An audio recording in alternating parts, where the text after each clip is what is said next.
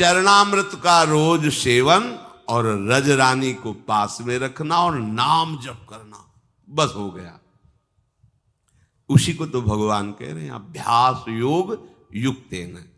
अब नाम जप पर ध्यान देते हैं। चरणामृत तो बाहर से हम ले लिए, पर नाम का विषय स्वीकृति से अंदर से होना चाहिए। नाम कठिन तब तक लगता है जब तक हमें लोभ जागृत नहीं होता, भगवत प्रेम का, भगवत प्राप्ति का, आनंद का, दिव्यता का। अभी तो हम बहुत पार्थिव विषयों में लगे हैं। कहा हो तुम भाई, कहा हो? कैसे तुम्हें नाम में प्रीति होगी, कैसे धाम में प्रीति होगी, कैसे भगवत प्राप्ति होगी? क्या चाहते हो? यही समझ में नहीं आता कि तुम्हारी चाहत क्या है। अरे भाई, इस चाहत को मिटाने के लिए हम भगवत मार्ग में बढ़ रहे हैं। कोई चाह नहीं, जाहिल चाहिए कबहू कुछ तुम सन सहज सने। और ये इसी जन्म में हो सकता है, अन्य योनियों में नहीं हो सकता। नाम जप के लिए अभ्यास बहुत आवश्यक। कल एक उपासक, इसलिए उपासक शब्द लगा देते हैं कि अब जब तिलक लगाए हो, कंठी बांधे हो, तो हम तो उपासक ही कहेंगे आप जो हो। अरे 20 साल से भजन कर रहे हैं, हमें तो कुछ, फिर हमें गुस्सा लगती है हमारे ने, प्रभु की तुम उपासना का, भजन का अपमान मत कीजिए। 20 साल चलनी में गैया दुहे, दोष दैव को दे। कैसी कैसी तुम्हारी बुद्धि? काल ही कर्म ही ईश्वर ही मिथ्या दोष लगाए। 20 साल भजन। अरे हम कह रहे बिल्कुल भजन की आवश्यकता नहीं। तुम अभी मार्ग ही नहीं जानते अध्यात्म का। अगर आप अपने आप में स्थित हो जाओ तो आपका स्वरूप ही परमात्मा स्वरूप है। क्या किसका भजन करना? आओ, 3.5 हाथ के शरीर में तुम रह रहे हो, अपने को नहीं जान रहे हो, दोष दे रहे हो भगवान को। बिल्कुल भजन की आवश्यकता नहीं, क्योंकि आपका स्वरूप ही परमात्मानंद है। आपका स्वरूप ही आत्मा में। लौट अपनी तरफ। बड़ा ज्ञानी बनता है, बड़ा प्रयत्नशील बनता है, तो हट त्रिगुण शरीर से अपने स्वरूप में कोई भजन की आवश्यकता नहीं। तभी तो कहा बोधजन्य को किसी भजन वृत्ति की जरूरत है क्या? वो तो स्वात्मा राम है, वो तो भगवत स्वरूप है। उसकी एक एक स्फुरना केवल भगवान ही होते हैं। कहां लौट रहे हो? तो आ संबंध में, संबंध की हो, स्त्री पुत्र परिवार दे भोग ममता, तो फिर क्रिया में सही चल। हाँ, क्रियाएं हो रही हैं शुद्ध, अधर्म आचरण, जहां जैसी वृत्ति गई, जहां जैसी, तो भी कुछ हाथ में है नहीं हो, आप दोष दे रहे हो भजन का। 20 वर्ष हो गए भजन करते और अनुभव में तुम्हें कुछ नहीं आया। मेरी समझ में नहीं आता। मेरी समझ में इसलिए नहीं आता कि उससे बात करो जिसने कभी भजन किया ना हो, तो तुम्हें कहेगा ऐसा। यहां जीवन ही भजन है, यहां आहार ही भजन है। कैसे तुम्हें बताएं? श्वास ही भजन है। भजन की कभी निंदा मत करो। तुम अपनी कमी को देखो। भजन नामामृत है। देखो ना, हरिवंश महाप्रभु पाए राधा नाम का स्वाद, तो कह रहे राधा नाम सुधा रसम रसी तुम जिह्वास्तु में विह्वला। तुम्हारी जबान में पित्त बढ़ने के कारण करुआहट है, तो तुम्हें मिश्री भी कड़वी लगती है, तो पित्त का समन भी वो मिश्री ही कर देगी, पर नियम से पाते रहो। 20 साल नाम जप, कैसी बात कर दी? 20 साल? अरे 1-2 साल भूत प्रेत के मंत्र जप कर लो तो सिद्ध हो जाओगे। वो भूत तुम्हारे पीछे टहलेगा। और पंचभूतों की रचना करने वाला ईश्वर 20 साल से तुम जप कर रहे हो, तुम्हारी समझ में नहीं आया? तुम्हें गुरु नहीं मिला, तुम्हें मार्ग नहीं मिला, तुम मनमानी आचरण करते हो, भगवत विरुद्ध आचरण करते हो। 2-4 माला घुमा लेते होगे तो समझते हो 20 साल से भजन कर रहे हैं। भजन को आप कलंकित मत कीजिए। भजन ऐसी वस्तु नहीं। भजन ऐसे, फिर भी कहते तुम्हारा परम कल्याण होगा अगर 2-4 माला भी कर रहे हो। आज नहीं तो कल समझ में आ जाएगा। अभ्यास भजन का जो श्री भगवान कह रहे हैं, आप अपनी जिह्वा से तो नाम का जप कर रहे हो और इंद्रियों से अधर्माचरण कर रहे हो। कैसे तुम्हें अनुभव में आ जाएगा? कैसे अनुभव आ जाए?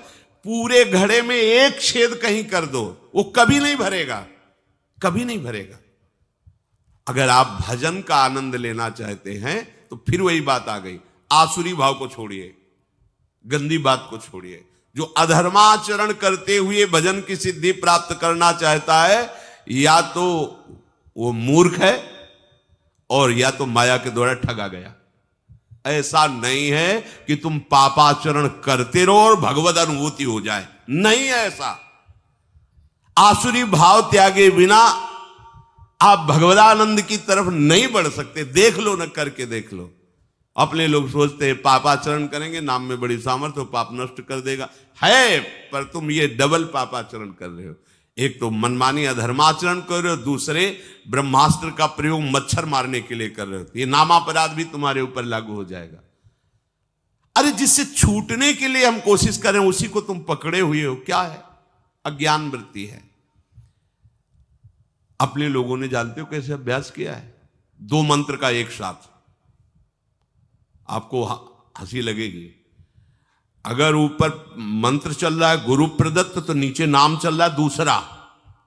ऐसे मन को बांधा गया है कि सेकंड के लिए भी विचलित ना हो पाए, सेकंड के लिए।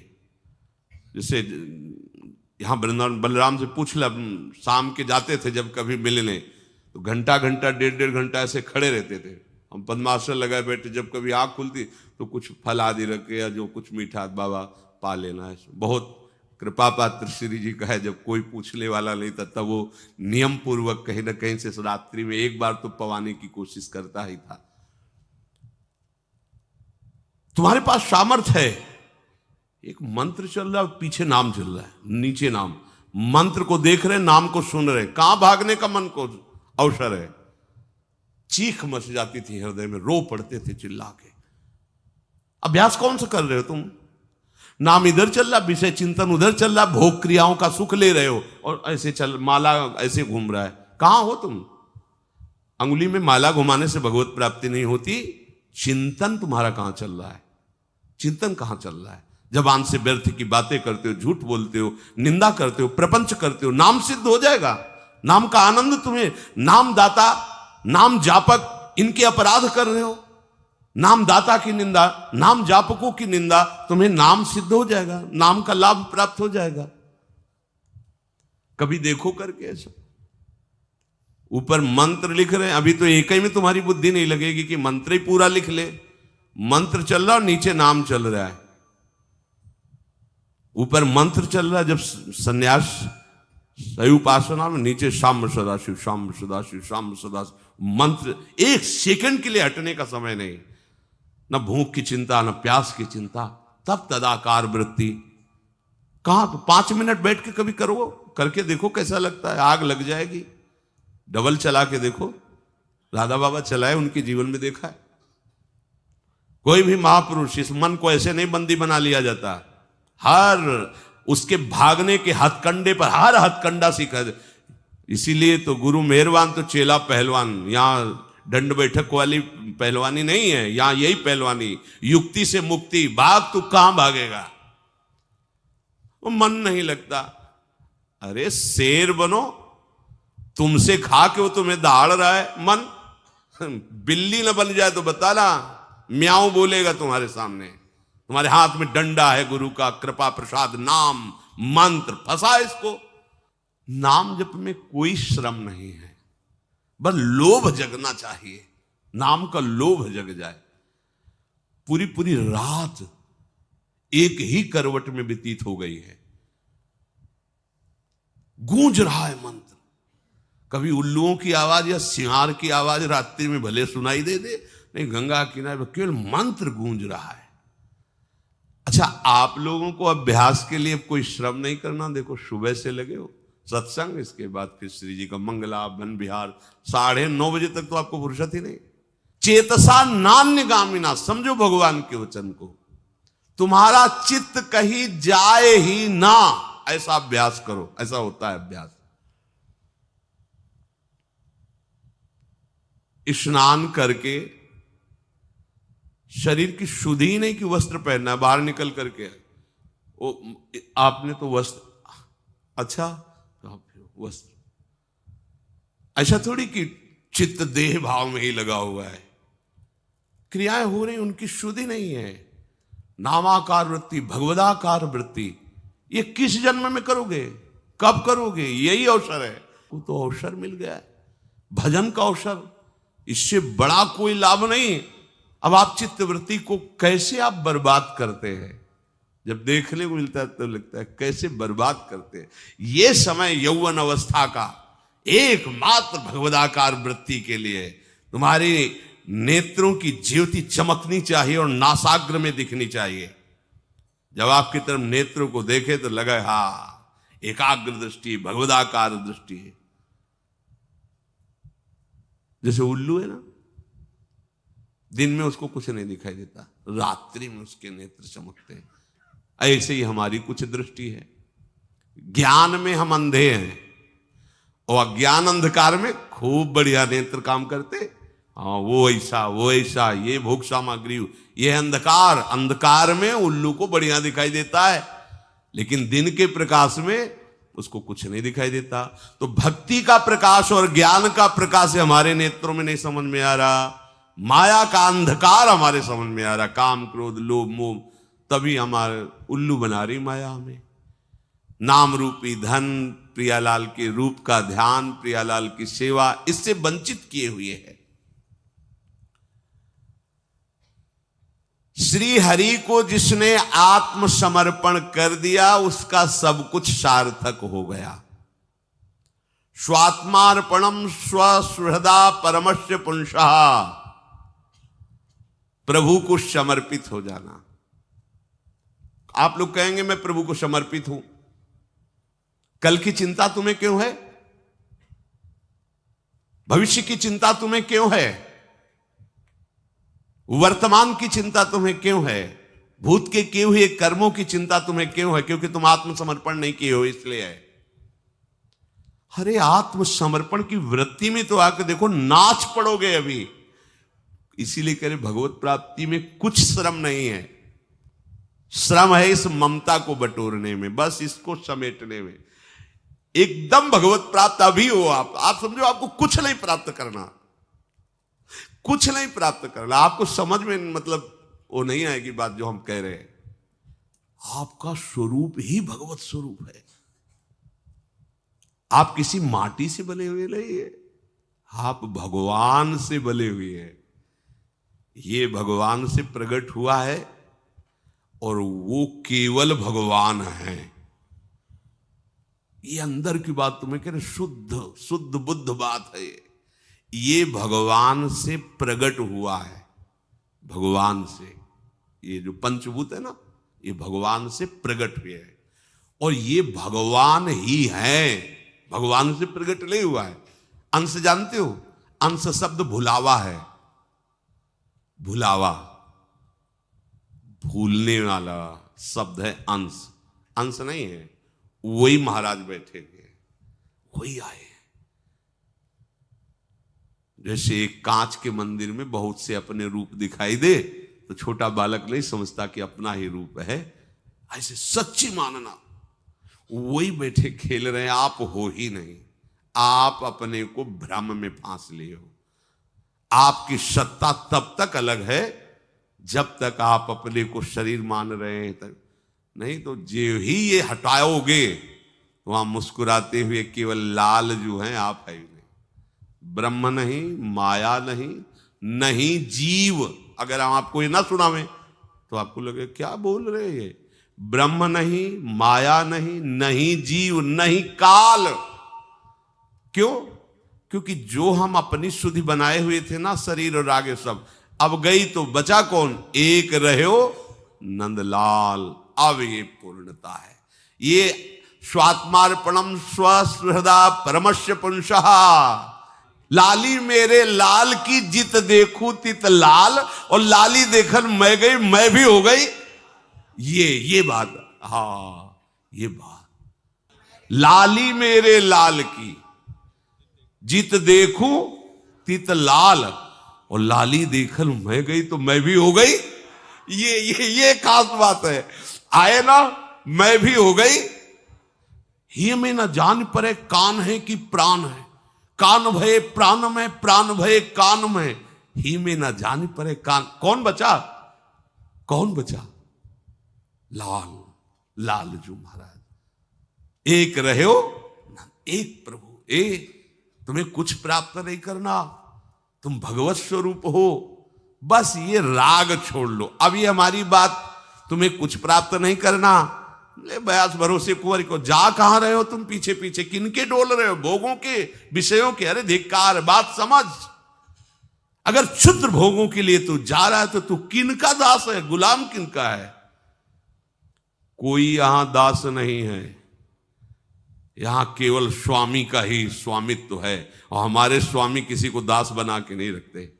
हमारे स्वामी का स्वभाव है, अगर तुम दासत्व में हो तो तुम्हें वो स्वामी बना देंगे। देख लो ना, रथ हाँक रहे हो, बैठे स्वामी बने, पैर दबा रहे हैं, लंगोटी धो रहे हैं, ये स्वामी है। दासत्व का भाव रखोगे तो स्वामी तुम्हें स्वामी बना देगा, बचोगे ही नहीं, तुम्हारा अस्तित्व ही नहीं रहेगा, अपने में समेट लेगा, मिला लेगा और मैं बना देगा। मैं शुद्ध ब्रह्म, शुद्ध श्री कृष्ण। आत्मसमर्पण नहीं कर पा रहे हो, आत्मसमर्पण केवल बातें बना रहे हो, हम शरणागत हैं, हम आपके हैं, नहीं कर पा रहे हो। अन्यथा सबके सब साधन निरर्थक हो जाएंगे यदि आत्मसमर्पण नहीं हुआ। शास्त्र है, बहुत बढ़िया चांस है। कैसे? अब ये कोई खीर तो है नहीं कि बना के खवा दे तुम स्वस्थ हो जाओ, पुष्ट हो जाओ। बस समझा ही सकते हैं, उपाय बता सकते हैं। स्वीकृति आपकी, आप स्वीकार न करो तो क्या कर सकते हैं? कुछ नहीं, केवल अपना अस्तित्व हटा देना है। जोई जोई प्यारो करे सोई मुई, परमानंद में मगन। नहीं मान रहे। हमें तो बहुत आश्चर्य होता है कि आज्ञा स्पष्ट रकील खिंची हुई, इधर नहीं जाना, पर वो कह रहा है कि तुम्हारी एक नहीं सुनेंगे। तुम कहोगे नहीं जाना, तुम इधर ही रहेंगे। अब हम कैसे कह सकते हैं? इसीलिए भगवान के अवतार हुए, महापुरुषों के अवतार हुए, पर अपने लोगों का कल्याण नहीं हो पाया, क्योंकि हम लोग ऐसे ही है कि इधर जाना नहीं तो उधर ही खड़े रहेंगे, हम इधर आएंगे ही नहीं। ये स्वभाव उल्टा, आसुरी भाव। जिन्होंने प्रभु के अनन्य प्रेमी अकिंचन भक्तों की चरण कमलों की धूल से अपने को नहला दिया है। एकांतिनाम भगवतस् तदकंचनानाम पदारविंद रजसा लुप्त देहिनाम स्यात्। बड़ी भारी बात। एकांतिनाम, जो भगवान के चिंतन में निरंतर डूबे हुए हैं, उन महात्माओं की चरण धूल में जिसने अपने को स्नान करा लिया, वही आत्मसमर्पण कर पाता है। अब आप धूल ही ढूंढोगे कि भैया वो स्नान करना है, धूल से। धूल का तात्पर्य है आपको अत्यंत दैन्य होकर उनकी आज्ञा में रहना है। देखो, हम जो बात कह रहे हैं उसको अंतर से समझो। धूल का तात्पर्य लौट जाना नहीं कि अभी लौट गए तो तुम्हारा आत्मसमर्पण हो जाएगा। धूलि का तात्पर्य है कि चरण धूलि मतलब चरणों के एकदम नीचे है वो। चरण धूलि चरण पड़ने पर नीचे ही तो रहती है ना। अर्थात तुम इतने दैन्य हो जाओ कि उनके चरण तलवे हो। तुम्हारी कोई भी इच्छा, कोई भी बात कुछ नहीं, उनकी बात है, उनकी आज्ञा है, उनकी इच्छा है। इससे हो क्या हो जाएगा? हरिक से आत्मसमर्पण, प्रियाजू से आत्मसमर्पण। मैंने जो विज्ञान से तुम्हें विशुद्ध भागवत धर्म सुनाया, अगर इसको सुन लिया जाए, स्वीकार कर लिया जाए, तो इसी जन्म में भगवत साक्षात्कार हो जाए। भगवान कह रहे हैं इसे अभ्यास से स्वीकार करो, चित्तवृत्ति को नाम में लगाओ। देखो, प्रारंभ में हमने देखा है, इसलिए आपको बता रहे हैं, प्रारंभ में नाम यहां से नहीं चलता है। प्रारंभ में यहां से विषय चिंतन चलता है और नाम को चलाना पड़ता है जिह्वा से। अब चूंकि अपने लोगों को महापुरुषों का संग प्रारंभ से ही मिला, ऐसे भजनानंदी, तो ऐसे संस्कार डाल दिए कि जीवन का लक्ष्य ही एक बन गया कि केवल भजन ही करना है। जो पहले, सबसे पहले गुरुदेव भगवान संन्यास में मिले, पूज्य स्वामी श्री गणेशाश्रम जी महाराज, तो वो बड़ा दुलार करके ही कहते कि बच्चा, अगर साधु बनने के लिए आए तो एक ही बात केवल है, हर समय भजन चलना चाहिए। और आप भी वो लंबी वाली गौमुखी लेकर के हर समय एक बार केवल फलाहार पाते थे। संतों का बड़ा नियम होता है, और फलाहार में वहां सेव संतरा अंगूर मिलते नहीं थे देहात के, तो वहां कोई आलू उबाल, और उनका नियम था जैसे मिट्टी का पात्र या नारियल का पात्र ऐसे किया, और आपने पूछा स्वामी जी डाल दे, पात्र उल्टा कर दिया, नहीं, अगर पात्र से रखा है आप डालते चले जाएं, जितना डाल दे, 2 किलो 4 किलो जो भी डाल दे पालेंगे। एक डाला और आलू डाली, गुड़ स्वामी जी और डाल दे, बस हटा लेंगे, पूछेंगे नहीं, कभी कहेंगे नहीं कि भिक्षा पालो, बिल्कुल हर समय शांत। कोई ले आया कि स्वामी जी भिक्षा, पात्र रख दिया, तो स्वामी जी डालें, पात्र पलट गया, एक बार 24 घंटे मिले, हर समय भजन प्राण, उनके चरणों में ही लौटने को मिलता, उन्हें वहीं रहने को, बस उठ बच्चा, रात के 2 बजे, उन्हीं की कृपा से संस्कार बने, भले बीमार रहे, भले कैसी परिस्थिति, 2 बजे खत्म, नींद का कोई आवेश नहीं, प्रमाद की कोई गुंजाइश नहीं, पूरा जीवन हो गया उन्हीं की कृपा से। 2 बजे उठ बच्चा, ले माला, बैठ जा, नाम जप कर, नाम। और बच्चा जब तक आराध्य देव की झलक ना मिले तब तक नाम जप सार्थक नहीं माना जाता।